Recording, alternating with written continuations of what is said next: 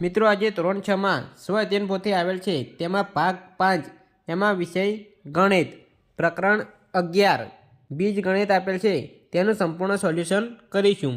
જો મિત્રો તમે ચેનલમાં નવા હો તો ચેનલને સબસ્ક્રાઇબ કરવા વિનંતી, જેથી તમને જે નવી અપડેટ આવે છે તે અપડેટ મળતી રહે। પ્રકરણ 11 બીજ ગણિત। દાખલા નંબર 1 યોગ્ય વિકલ્પ પસંદ કરો। 1 એક દિવાસળીની પેટીમાં 50 દિવાસળી સમાય તો n દિવાસળીની પેટીમાં કેટલી દિવાસળી સમાઈ શકે? જવાબ આપશે B 50n। 2 અમૂલ્યની હાલની ઉંમર x વર્ષ છે તો 5 વર્ષ પહેલાંની ઉંમર, તો જવાબ આપશે C x - 5 વર્ષ થશે।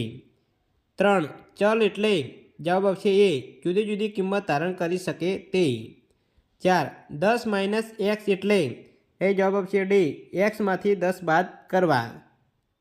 દાખલા નંબર 2 ખાલી જગ્યા પૂરો। 5 W અઠવાડિયામાં દિવસોની સંખ્યા ખાલી જગ્યા થાય તો થશે 7W 7W। 6 x મીટર બરાબર ખાલી જગ્યા સેન્ટીમીટર, તો જવાબ આપશે 100 × x સેન્ટીમીટર થશે। 7 જો હું ₹100 માંથી ₹f ખર્ચ કરું છું તો મારી પાસે રૂપિયા ખાલી જગ્યા બાકી રહે, જવાબ આપશે 100 - f। 8 જો રમણદીપની હાલની ઉંમર n વર્ષ છે તો તેની 7 વર્ષ પછીની ઉંમર ખાલી જગ્યા થાય, જવાબ આવશે n + 7। દાખલા નંબર 3 નીચેની દરેક અભિવ્યક્તિ આપો। દાખલા નંબર 9 પૂર્વ દિવાસળીની મદદથી અંગ્રેજી મૂળાક્ષર C, D અને V બનાવે છે, તે માટે તે દિવાસળીઓ નીચે મુજબ ગોઠવે છે। એમાં એ આપેલ છે C બનાવવા માટે અહીં આ રીતે દિવાસળીનો C બનાવેલ છે, તો આવા 4 C બનાવવા કેટલી દિવાસળી જોઈએ? તો એ એક C બનાવવા માટે 3 દિવાસળીની જરૂર પડે છે, તો એ 4 દિવાસળી 4 C બનાવવા હોય તો 4 × 3 એટલે કે 12 દિવાસળીની જરૂર પડે। 2 W બનાવવા માટે અહીં W બનાવેલ છે એટલે કે 4 દિવાસળીની જરૂર પડે છે, માટે અહીં W બનાવવા હોય 10W તો 10 × 4 તો થશે 40 દિવાસળીની જરૂર પડે। C V બનાવવા માટે અહીં આ રીતે V બનાવેલ છે તો 2 દિવાસળીની જરૂર પડે છે, તો આવા 100 V બનાવવા કેટલી દિવાસળી જોઈએ? તો 100 × 2 તો 200 દિવાસળીની જરૂર પડે। 4 સૂચના મુજબ કરો। 10 એક બોક્સમાં 20 પેંડા મૂકેલા છે તો પેંડાની કુલ સંખ્યા અને બોક્સની સંખ્યા કેવી રીતે લખશો? બોક્સની સંખ્યા માટે B વાપરો। ઉકેલ એક બોક્સમાં 20 પેંડા છે તો બોક્સની સંખ્યા B આપેલ છે, માટે પેંડાની કુલ સંખ્યા થશે 20 × B એટલે કે 20B। અધ્યયન નિષ્પત્તિનું સર્વગ્રાહી મૂલ્યાંકન। 1 યોગ્ય વિકલ્પ પસંદ કરો। તેમાં 1 સનીની હાલની ઉંમર A વર્ષ છે, તેની 15 વર્ષ પછીની ઉંમર, તો એ 15 વર્ષ પછીની ઉંમર થશે A + 15 એટલે જવાબ આપશે D। 2 પ્રશ્ન નંબર 6 થી 8માં સૂચના મુજબ કરો। હવે બીજા નંબરનું આપેલ છે સ્કાઉટના તાલીમાર્થીઓ પરેડમાં કૂચ કરે છે, દરેક હારમાં 3 તાલીમાર્થીઓ છે, આપેલ તાલીમાર્થીઓની સંખ્યા અને હાર માટે કયો નિયમ થશે? હારની સંખ્યા માટે n વાપરો।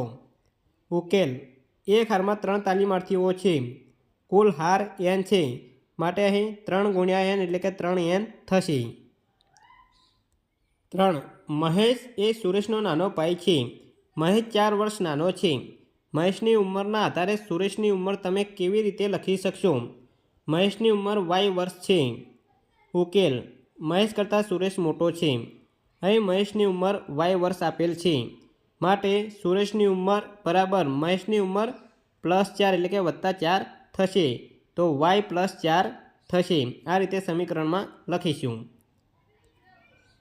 4 એક પક્ષી 1 મિનિટમાં 2 કિલોમીટર ઉડે છે, જો તે અમુક મિનિટ ઉડે તો કેટલું અંતર આવરી શકશે તે તમે કહી શકશો? ઉડવાના સમય માટે અહીં t ઉપયોગ કરો। ઉકેલ એક પક્ષી 1 મિનિટમાં 2 કિલોમીટર ઉડે છે, હવે ઉડવાના સમયને આપણે t ધારેલ છે એટલે કે t આપેલ છે, માટે અહીં જવાબ આવશે 2 × t એટલે કે 2t જવાબ આવશે। 5 મોટા ટોપલામાં ઘણા બધા કેળા હતા, તેમાંથી કેટલાક કેળા બાળકોને આપ્યા, પછી 3 કેળા બાકી રહ્યા। જો વહેંચેલ કેળાની સંખ્યા B હોય તો ટોપલામાં કુલ કેટલા કેળા હશે?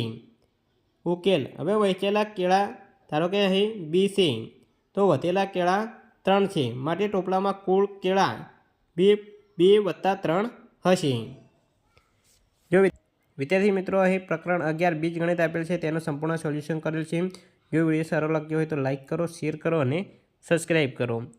અને આજ મુજબ ગણિત વિષયના જે તમામ સ્વાધ્યાયન પોથી આપેલ છે તે પાઠના સોલ્યુશન ચેનલમાં મૂકેલા છે, તે તમે જોઈ શકો છો। Thank you.